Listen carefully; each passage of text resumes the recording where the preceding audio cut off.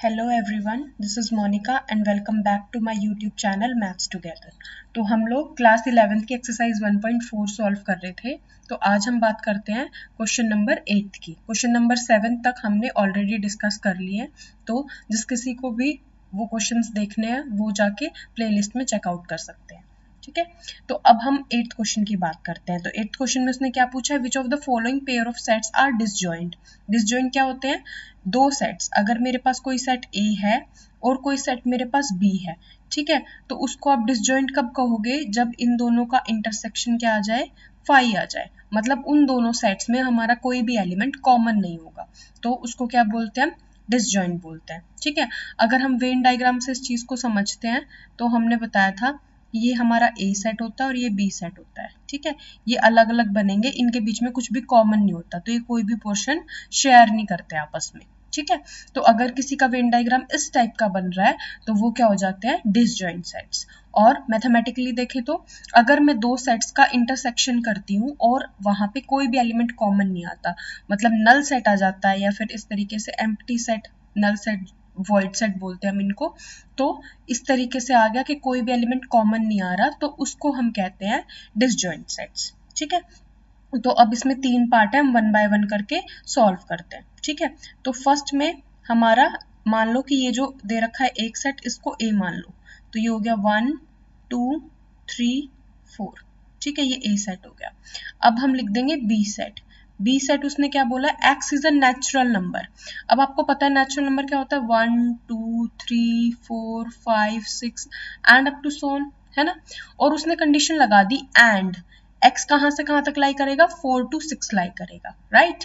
तो 4 to 6 लाई करेगा, तो देखो 4 to 6 में मतलब 4 भी इंक्लूडेड है और 6 भी इंक्लूडेड और नेचुरल नंबर भी है, तो यही तीन बातें पॉसिबल है, 4 5 और 6।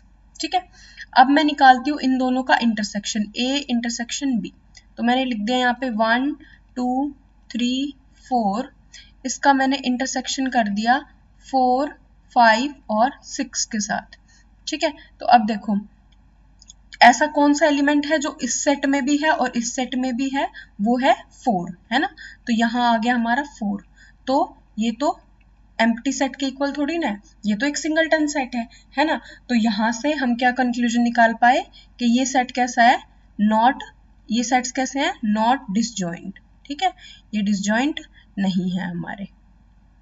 ठीक है, अब हम बात करते हैं नेक्स्ट पार्ट की। सेकंड पार्ट में उसने पूछा है, उसने एक सेट दिया है ए सेट, मान लिया मैंने उसको AEIOU।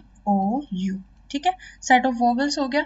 और बी सेट उसने बोला है इंटीजर्स का सेट बोला है। ठीक है, तो इसमें देखो इधर इसमें नेगेटिव नंबर्स भी आएंगे, -3 -1 1 3 5 7 एंड अप टू सोन, इस तरीके से, है ना। ये सारे ऑड इंटीजर्स हो गए।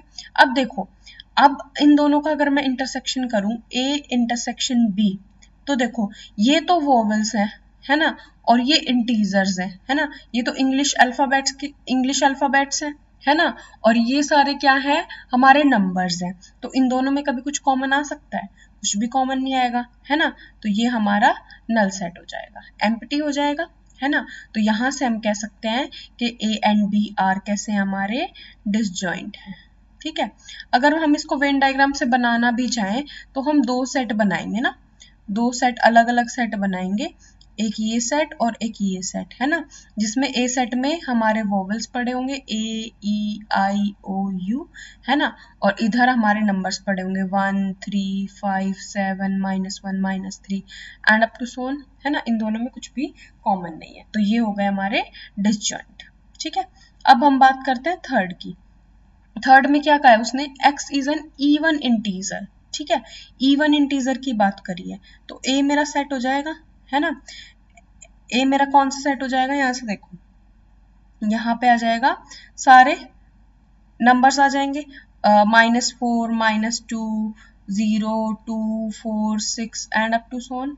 ठीक है, और यहाँ से b मेरा सेट हो जाएगा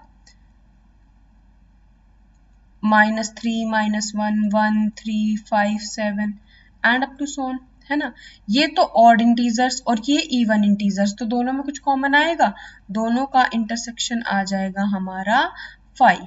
दोनों में कुछ भी कॉमन नहीं आता है, ठीक है। तो A इंटरसेक्शन B 5 हो गया, तो यहाँ से हम बोल सकते हैं कि A and B are disjoint sets, ठीक है, क्लियर। तो आई होप आपको ये वीडियो अच्छी लगी होगी और आपको ये क्वेश्चन समझ में आया होगा। तो अगर किसी भी बच्चे का कोई भी डाउट हो तो वो मुझे कमेंट सेक्शन में मैसेज कर सकते हैं, I will solve it, right. तो आप इस वीडियो को अपने फ्रेंड्स के साथ शेयर करें और मेरे चैनल को सब्सक्राइब करें और इस वीडियो को लाइक करें। हम नेक्स्ट वीडियो में हम हमारा नेक्स्ट क्वेश्चन करेंगे, that is question number 9। Thank you so much.